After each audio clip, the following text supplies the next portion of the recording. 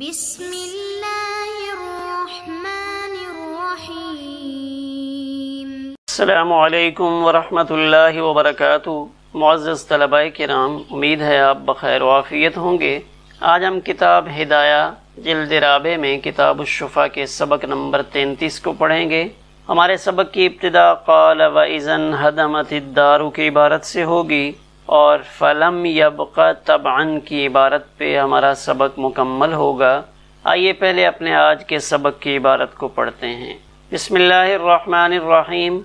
قال وَإِذَا انْهَدَمَتِ الدَّارُ أَوِ احْتَرَقَ بِنَاؤُهَا أَوْ جَفَّ شَجَرُ الْبُسْتَانِ بِغَيْرِ فِعْلِ أَحَدٍ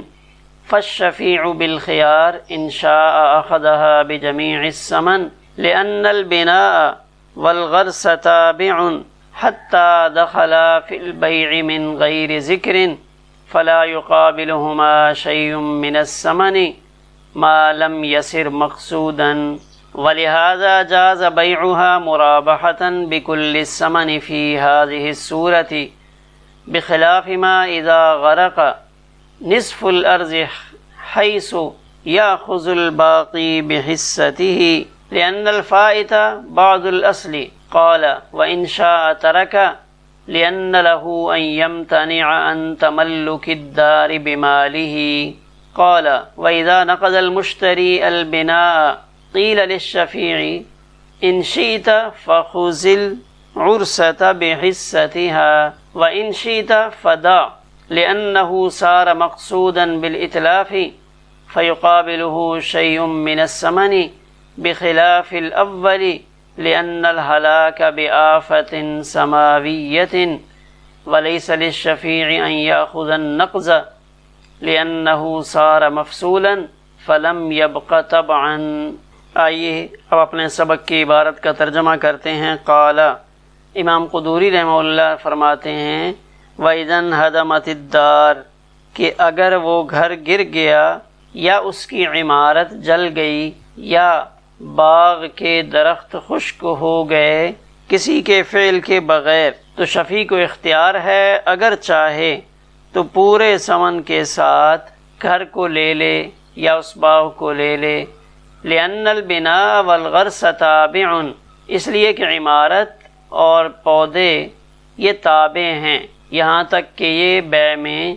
بغیر ذکر کے بھی داخل ہوتے ہیں۔ فلا يقابلهما شيء من الثمن ما لم يصر مقصودا لہذا مقصود ہونے سے پہلے ان کے مقابلے میں کچھ ثمن نہیں ہوگا۔ ولہذا جاز بیعها مرابحة اور اسی وجہ سے شفیع اس صورت میں وہ مکان پورے ثمن پر مرابحہ کے ساتھ بیچ سکتا ہے۔ بخلاف ما اذا غرق نصف الارض اس صورت کے خلاف جس میں زمین کا نصف حصہ ڈوب جائے، کٹاؤ میں آ جائے۔ حیث یاخذ الباقی بحصته تو یہاں شفیع باقی ماندہ کو اس کے حصے کے بقدر ثمن ادا کر کے لے گا۔ لأن الفائت اس لیے کہ فوت ہونے والی چیز وہ اصل کا کچھ حصہ ہے۔ قال امام قدوری رحمہ اللہ نے فرمایا وَإِن شَاءَ تَرَكَ اگر شفیع چاہے تو شفا چھوڑ دے، اس لیے کہ اس کو یہ حق ہے کہ وہ اپنے مال کے ذریعے گھر کا مالک بننے سے رک جائے۔ قال امام قدوری رحمہ اللہ فرماتے ہیں وَإِن نَقَضَ الْمُشْتَرِي الْبِنَاءَ کہ اگر مشتری نے عمارت کو خود توڑ دیا تو قیل للشفیع تو شفیع سے کہا جائے گا ان شئت فخذ العرسة بحصتها اگر آپ چاہو تو خالی جگہ کو اس کے حصے کے عوض میں لے لو اور اگر چاہو تو چھوڑ دو۔ لأنه صار مقصودا بالاتلاف اس لیے کہ ہلاک کرنے کی وجہ سے یہ تعمیر مقصود بن گئی، لہذا اس کے مقابلے میں بھی کچھ ثمن ہوگا۔ فیقابلہ شیء من الثمن بخلاف الاول بخلاف پہلی صورت کے اس لیے کہ وہاں ہلاکت آفات سماویہ کی وجہ سے تھی اور شفیع کو یہ حق حاصل نہیں ہے کہ وہ ٹوٹا ہوا حصہ یا ملبہ لے لے۔ لأنہ صار مفصولا اس لیے کہ اب وہ ملبہ اس زمین سے جدا ہو گیا ہے۔ فلم یبق طبعا اب وہ اس زمین کے تابع نہیں رہا۔ آئیے ایک نظر اپنے آج کے سبق کے خلاصے پر ڈالتے ہیں۔ ہمارے آج کے سبق میں کون سا مسئلہ زیر بحث ہے؟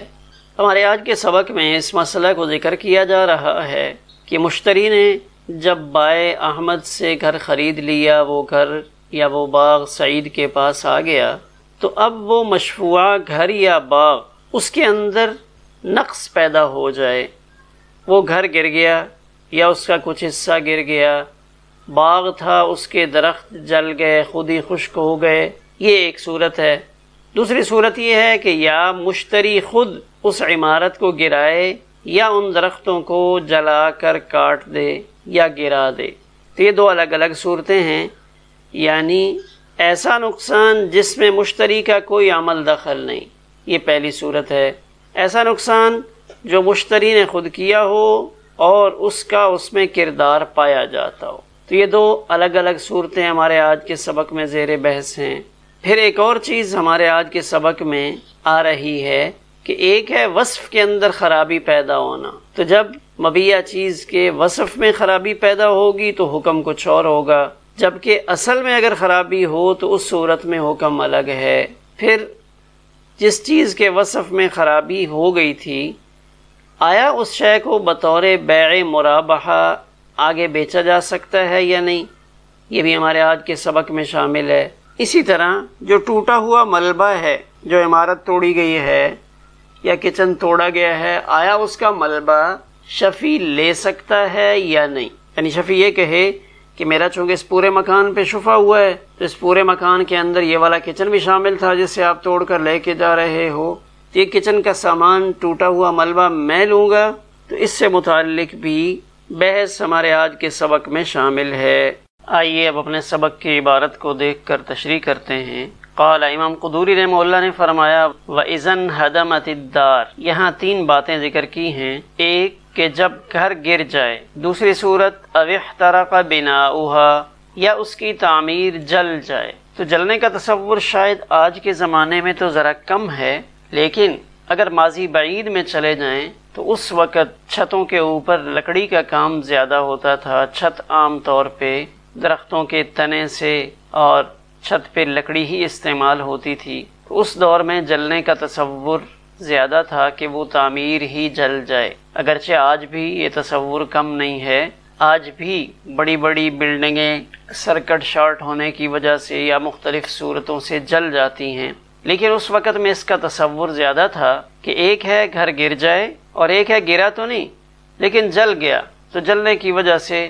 کم از کم درجے میں ان مکانوں کی چھتیں وہ بالکل ختم ہو جاتی تھیں۔ تو جب چھت ختم ہو گئی تو پھر وہ تعمیر بیکار سمجھی جاتی تھی۔ تو دوسری صورت اَوْ احْتَرَقَ بِنَاؤُهَا، کہ وہ تعمیر جل گئی۔ تیسری صورت کہ وہ کوئی باغ تھا، جف شجر البستان، باغ کے درخت خشک ہو گئے، کوئی وائرس پڑا، اس وائرس کی وجہ سے وہ سارا باغ سوکھ گیا، اس کے درخت ان کے اندر خشکی پیدا ہو گئی، یا اس کے علاوہ وہ درخت گر گئے، سیلاب آیا، سیلاب کے پانی کی وجہ سے ان درختوں کی جڑیں کمزور ہوئیں، پھر آندھیاں چلیں تو وہ درخت گر گئے۔ تو یہ تینوں کام بغیر فعل احد، کسی کے فعل کے بغیر ہوئے، آفات سماویہ کی وجہ سے، کہ اللہ تعالیٰ کی طرف سے ایسا نظام بنا کہ یہ تینوں قسم کے نقصانات ہو گئے۔ تو اب یہ نقصان جب ہوئے، اس وقت یہ مکان، یہ باغ مشتری سعید کے پاس تھا، احمد بائع نے بیچا تھا، عبداللہ شفیع ہے، تو فالشفیع بالخیار، تو اب شفیع کو دو باتوں کا اختیار ہے کہ اگر شفیع عبداللہ لینا چاہے تو وہ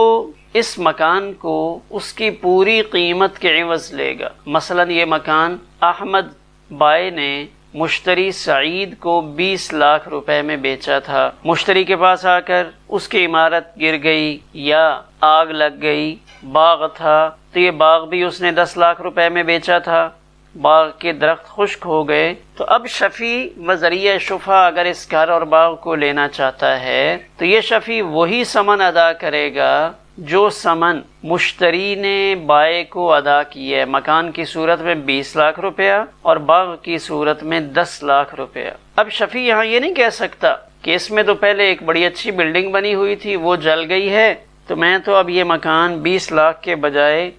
یہ جگہ خریدتا ہوں 10 لاکھ میں، یا باغ 10 لاکھ کے بجائے اب میں 6 لاکھ میں خریدتا ہوں، شفیع کو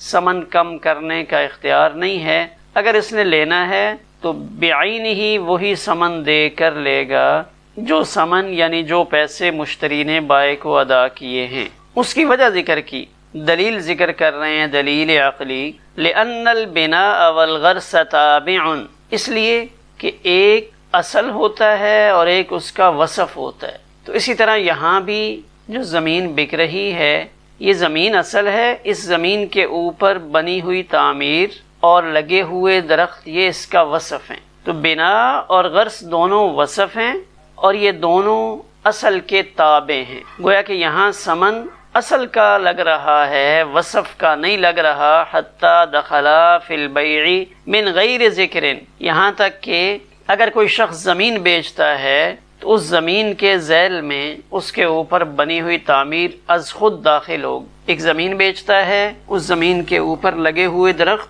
تذکرے کے بغیر بھی اس بیع میں شامل سمجھے جاتے ہیں۔ تو یہ دونوں وصف ہیں اور اوصاف کے مقابلے میں ایک ضابطہ ہے،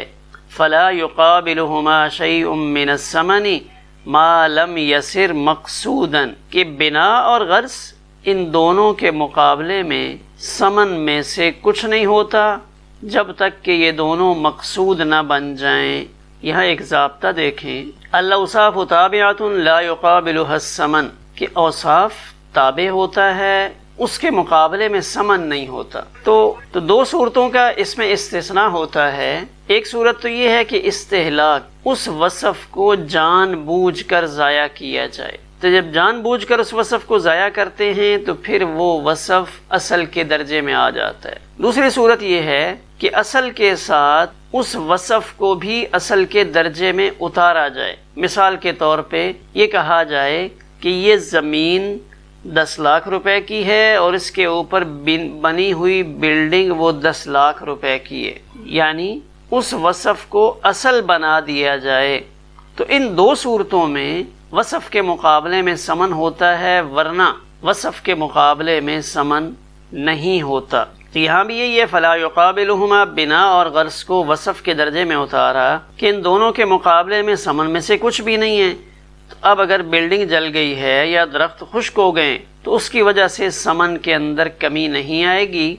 وَلِهَذَا جَازَ بَيْعُهَا مُرَابَحَةً بِكُلِّ الثَّمَنِ فِي هَذِهِ الصُّورَةِ، اسی وجہ سے اس زمین کی بیع مرابحتاً جائز ہے کل ثمن کے عوض میں۔ وَلِهَذَا جَازَ بَيْعُهَا سے ایک نظیر پیش کر رہے ہیں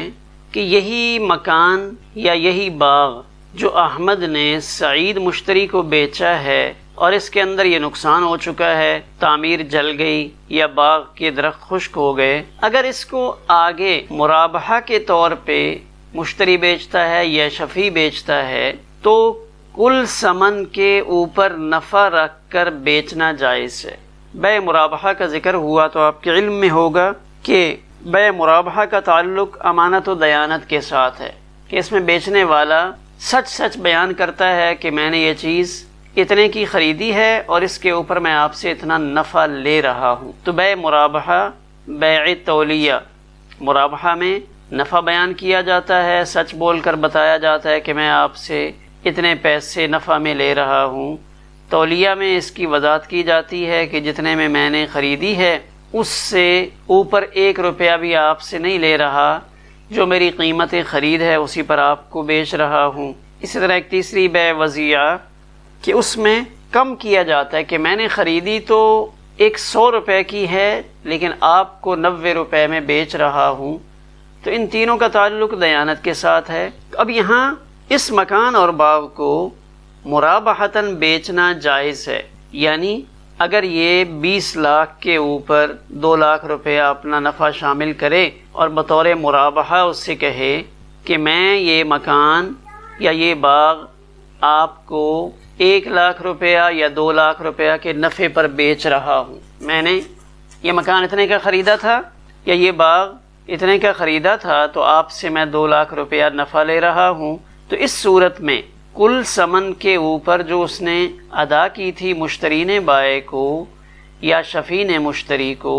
اس کے اوپر بطور مرابحہ نفع کی وضاحت کر کے بیچنا جائز ہے، اس وجہ سے کہ جب معاملہ طے ہوا تھا تو اس تعمیر کی، اس باغ میں لگے ہوئے درختوں کی الگ سے کوئی قیمت طے نہیں ہوئی تھی، تو معلوم ہوا کہ وصف میں کمی زیادتی سے ثمن میں کوئی کمی یا زیادتی نہیں ہوتی، تو جب یہاں جلنے کی وجہ سے یا خشک ہونے کی وجہ سے مبیع کا وصف متغیر ہوا ہے تو کوئی کمی زیادتی نہیں ہوئی، لہذا شفیع نے اگر لینا ہے تو پورا ثمن ادا کر کے لے لے، یا مرابحتاً اگر آگے اس کو بیچا جا رہا ہے تو اب اس کو بیان کرنا ضروری نہیں ہے کہ وہ بتائے کہ پہلے اس کے اندر باغ میں یہ درخت لگے ہوئے تھے یا یہ مکان اچھی حالت میں تھا اور پھر یہ جل گیا، کیوں کہ اس کی وجہ سے ثمن کے اندر تو کوئی کمی بیشی نہیں ہو رہی، جو اس نے مکمل ثمن بیان کیا ہے حقیقت میں وہی ثمن ہے، اس ثمن سے اوپر وہ اپنا الگ سے نفع رکھ کے مرابحتاً اس کو بیچ سکتا ہے۔ بخلاف ما اذا غرق، بخلاف ما اذا غرق سے دوسری صورت بیان کر رہے ہیں، یہاں سے پیچھے وہ صورت تھی جب وصف متغیر ہوا تھا، بخلاف ما سے وہ صورت بیان کر رہے ہیں کہ جب اصل کے اندر تغیر ہو جائے تو ثمن کے مقابلے میں چونکہ اصل ہوا کرتی ہے، وصف کے مقابلے میں تو ثمن نہیں ہوتا، تو اب جب اصل کے اندر تغیر پیدا ہوا تو اصل کے تغیر کی وجہ سے اب ثمن کے اندر بھی تغیر ہوگا۔ بخلاف ما اذا غرق نصف الارض، کہ جب نصف ارض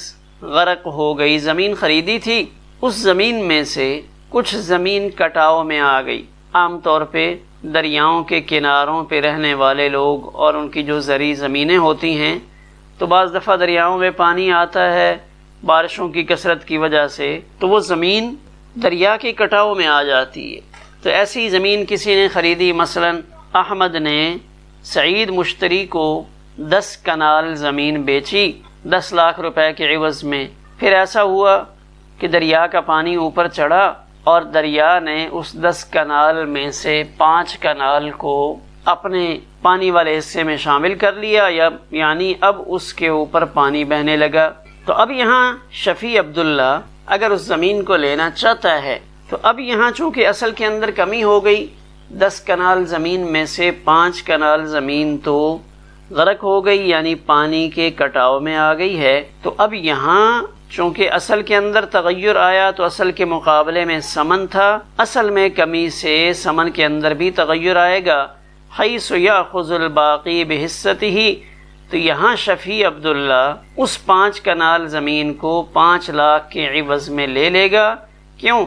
کہ یہاں لأن الفائت بعض الاصل، کہ یہاں فوت ہونے والا وصف نہیں ہے بلکہ اصل کا کچھ حصہ ہے، یعنی 10 کنال زمین میں سے 5 کنال زمین اب وہ ختم ہو گئی، پانی کے کٹاؤ کے اندر آ گئی ہے، لہٰذا ثمن کے اندر بھی کمی ہوگی، جتنی باقی ہے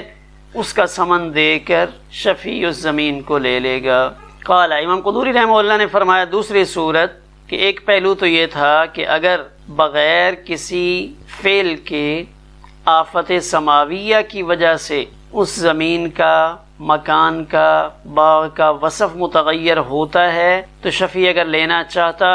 تو پورا ثمن ادا کر کے لیتا، وَإِنْ شَاءَ تَرَكَ، لیکن اگر وہ چاہے تو یہ بھی شریعت نے اختیار دیا ہے وہ شفع نہ کرے، کہ اس کا جی تو یہ چاہ رہا تھا کہ میں یہ مکان لوں گا، میں یہ زمین خریدوں گا، اس زمین کے اوپر 2-3 مکان بنے ہوئے ہیں تو میرا اس میں گزارا ہوتا رہے گا، نئے سرے سے مجھے مکان نہیں بنانے پڑیں گے، لیکن جب آفت سماویہ کی وجہ سے وہ تینوں مکان خراب ہو گئے تو اب شفیع کا مقصود پورا نہیں ہو رہا، تو شریعت نے اختیار دیا ہے کہ اگر اس وصف کے اندر تغیر کی وجہ سے شفیع نہ لینا چاہے تو وہ چھوڑ دے، نہ لے، کیوں؟ لأن له عقلی دلیل دے رہے ہیں ان یمتنع عن تملک الدار بمالہ، شفیع کو یہ حق حاصل ہے کہ وہ اپنے مال کے عوض اپنا مال خرچ کر کے اس گھر کا مالک بننے سے رک جائے، اتنا اختیار دیا کہ پہلے وہ اپنا مال خرچ کر کے 20 لاکھ روپیہ خرچ کر کے اس زمین کا مالک بن رہا تھا، لیکن جب اس نے دیکھا کہ اب اس میں مرغوبہ وصف نہیں پایا جا رہا، کہ وہ مکان تو گر چکے ہیں جہاں اس نے رہائش اختیار کرنی تھی، تو اب اگر یہ شفع کو چھوڑنا چاہے تو شریعت نے اس کو مکمل اختیار دیا ہے، شفع نہ کرے، قال، یہاں سے امام قدوری رحمہ اللہ دوسری صورت بیان کر رہے ہیں، یعنی ایسا نقصان جو مشتری نے خود کیا ہو اور اس کا اس میں کردار ہو۔ پہلی صورت وہ تھی جو ابھی ہم نے پڑھی، ایسا نقصان جس میں مشتری کا کوئی عمل دخل نہیں ہے، آفات سماویہ کی وجہ سے نقصانات ہوئے۔ اب دوسرا پہلو کہ یہ نقصان آفات سماویہ کی وجہ سے نہیں ہوئے، اس میں کسی کا دخل ہے، خصوصاً مشتری کا اس وصف کو ضائع کرنے میں دخل پایا جا رہا ہے۔ قال وَإِن نَقَضَ الْمُشْتَرِي الْبِنَاءَ، اگر مشتری نے خود اس تعمیر کو توڑ دیا، مکان بنے ہوئے تھے، اس نے وہ مکان گرا دیے، قیل للشفیع، تو اب شفیع سے کہا جائے گا ان شئت فخذ العرسة بحصتها، تو اب یہاں شفیع پورا ثمن دے کر شفا نہیں کرے گا۔ اس زمین بما مکان کا مکمل ثمن 20 لاکھ روپے سعید مشتری نے احمد کو ادا کیا تھا، لیکن پھر سعید نے اس میں بنے ہوئے مکانات کو توڑ دیا یا باغ میں لگے ہوئے درختوں کو اس نے کاٹ دیا، تو اب باقی ماندہ عمارت کو گھر کے ساتھ اس کی قیمت کا حساب کر کے وہ شفا لے گا یا شفا چھوڑ دے گا۔ دو صورتیں ہیں، لینا چاہے تو اب 10 لاکھ میں 20 لاکھ اصل ثمن طے ہوا تھا، تو فرض کر لیتے ہیں کہ اوپر جو مکان بنے ہوئے تھے ان کا ملبہ قیمت وہ 10 لاکھ روپے بن رہی ہے، تو اب اگر شفیع شفا کرنا چاہے تو 10 لاکھ روپیہ میں وہ شفا کر لے، تو اب وہ مقصود بالاتلاف ہو گئی۔ تو جیسے ہم نے پڑھا تھا ضابطہ کہ اوصاف کے مقابلے میں ثمن تو نہیں ہوتا، لیکن ایک صورت ہوتی ہے استہلاک، کہ جان بوجھ کر جب اس وصف کو ضائع کیا جائے تو اب وہ مقصود بالاتلاف ہو جاتا ہے، وہ وصف مقصود بن جاتا ہے، مقصود بالثمن، اب اس کے مقابلے میں ثمن کی ادائیگی ضروری ہوتی ہے۔ لہٰذا یہاں بھی شفیع بقیہ عمارت کی قیمت ادا کر کے لے لے گا، اور جو عمارت سعید مشتری نے توڑی ہے اس کے عوض میں اس کو اب کچھ نہیں ملے گا۔ تو ان شئت فخذ العرسة بحصتها، تو اب اگر وہ چاہے تو عرصہ خالی میدان کو کہتے ہیں، تو اس خالی میدان کے عوض میں پیسے ادا کر کے وہ زمین کو لے لے۔ وَإِن شِئْتَ فَدَا، اگر چاہے تو چھوڑ دے، لِأَنَّهُ صَارَ مَقْصُودًا بِالْإِتْلَافِ، کہ اب وہ تلف کرنے کی وجہ سے مقصود بن گئے، فَيُقَابِلُهُ شَيْءٌ مِّنَ الثَّمَنِ، تو اب اس کے مقابلے میں بھی ثمن میں سے کچھ حصہ آ جائے گا۔ بخلاف الاول، بخلاف پہلی صورت کے، کہ دوسری صورت پہلی صورت کے بالکل مخالف ہے۔ پہلی صورت میں ہلاکت آفات سماویہ کی وجہ سے تھی، بندے کا اس میں کوئی دخل نہیں تھا، اس لیے وہاں عمارت کا نقص مقصود بالاتلاف نہیں بنا تھا اور اس کے مقابلے میں کوئی قیمت نہیں لگی تھی۔ لیکن چونکہ یہاں نقص بندے کے فعل سے ہوا ہے، اس صورت میں عمارت مقصود بالاتلاف بھی ہوئی اور اس کے مقابلے میں ثمن کی ادائیگی کو ضروری قرار دیا گیا۔ وَلَيْسَ لِلشَّفِيعِ أَن يَأْخُذَ النَّقْضَ، یہاں ایک الگ مسئلہ بتانا چاہتے ہیں کہ اگر شفیع اس مکان کو خریدتا ہے یا اس باغ کو خریدتا ہے، اب اس مکان کے اندر ٹوٹا ہوا ملبہ، یعنی اس زمین پر اس مکان کا ٹوٹا ہوا ملبہ مٹیریل رکھا ہوا ہے، اس مکان کی جو اینٹیں تھیں یا اس کی چھت سے متعلقہ سامان تھا وہ رکھا ہوا ہے، تو اب شفیع اگر اس نقض ملبہ کو لینا چاہے تو اس کو نہیں لے سکتا۔ کیوں نہیں لے سکتا؟ کہ عمارت میں تابع ہونے کی وجہ سے شفا واجب تھا، شفا میں یہ چیز اس کو ملنی تھی، لیکن جب یہ حصہ ٹوٹ کر الگ ہو گیا تو اب یہ اس زمین کے تابع نہیں رہا، اب یہ ملبہ زمین کے تابع نہیں ہے، اس کی تبعیت ختم ہو گئی، اور جب تبعیت ختم ہو گئی تو اب یہ منقول ہو گیا۔ تو اصل میں تو شفا کے اندر ضابطہ یہ ہے کہ شفا غیر منقولی اشیاء کے اندر ہوتا ہے، منقولی میں نہیں ہوتا۔ تو جب اس بلڈنگ کے سامان کو الگ کر دیا گیا یا درختوں کو کاٹ دیا گیا تو اب یہ اس کے تابع نہیں رہے، جب تابع نہیں رہے اب یہ شفیع کو بھی نہیں ملیں گے، لِأَنَّهُ صَارَ مَفْصُولًا، اس لیے کہ اب یہ اصل سے زمین سے جدا ہو گئے، فَلَمْ يَبْقَ تَبْعًا، تو ان کے اندر اب تبعیت باقی نہیں رہی۔ اگر تبعیت ہوتی تو پھر یہ شفیع کو مل جاتے، لیکن ان کے اندر تبعیت ختم ہو چکی ہے، لہٰذا اب شفیع اس ٹوٹے ہوئے ملبے کو نہیں لے سکتا۔ تو اب یہاں قابل توجہ بات ہے کہ اگر یہی عمارت کھڑی ہوتی، یہی درخت کھڑے ہوتے، تو اس 20 لاکھ کے عوض میں یہ تعمیر اس کو ملتی، یہ مکانات بھی اس کو مل جاتے، 10 لاکھ کے عوض میں اس باغ کے درخت بھی اس کو ملتے۔ کیوں؟ اس لیے کہ وہ اس زمین کے تابع تھے۔ اب زمین سے جدا ہونے کی وجہ سے ان کے اندر تبعیت باقی نہیں رہی، اب یہ مستقل بن گئے، یہ درخت بھی الگ مستقل بذات ہو گئے، اس بلڈنگ کا مٹیریل بھی مستقل بذات ہو گیا، اب ان کی علیحدہ سے قیمت لگے گی۔ ہمارا آج کا سبق اسی پر مکمل ہوا۔